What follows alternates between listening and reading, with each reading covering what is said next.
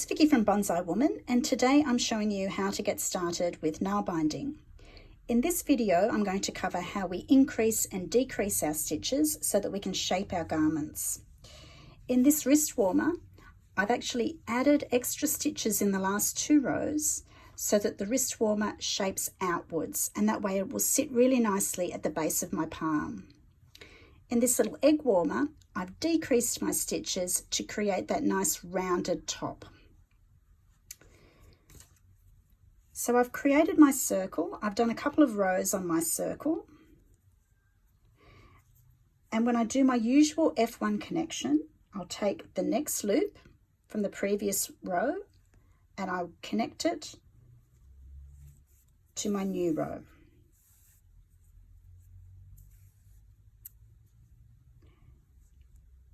One loop and connect it. And that's our regular F1 connection. But if I wanted to increase, instead of going into the next loop, what I would do is I would go into the previous loop again. So instead of having 1 stitch in the loop, I'm actually going to end up having 2 stitches in this loop. So what was 1 loop on this row will become 2 loops in the next row. So I go back in, you can see where the previous stitch is there. I'm going to go back into that same loop and do my stitch.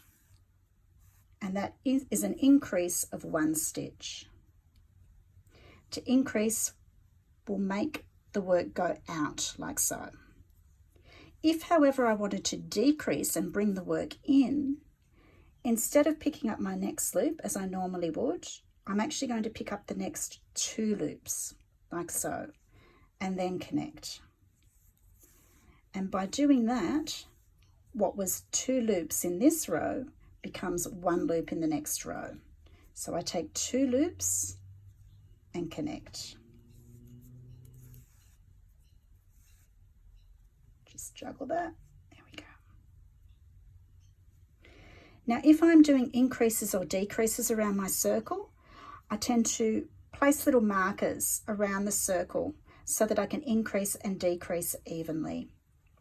It just makes your work look a lot neater if you do those evenly.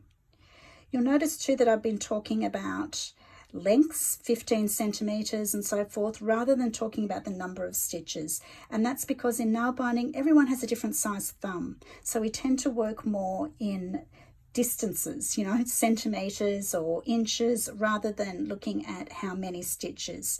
It's one of those crafts where I describe it to people, it's almost like sculpture. You're kind of sculpting it as you go.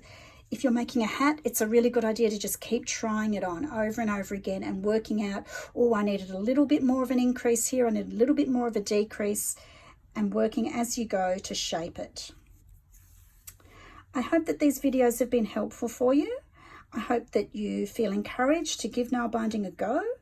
I'm really passionate about keeping this beautiful ancient craft alive and using it to create wonderful contemporary objects so that it's relevant in our lives once again. Thank you for watching and happy nail binding.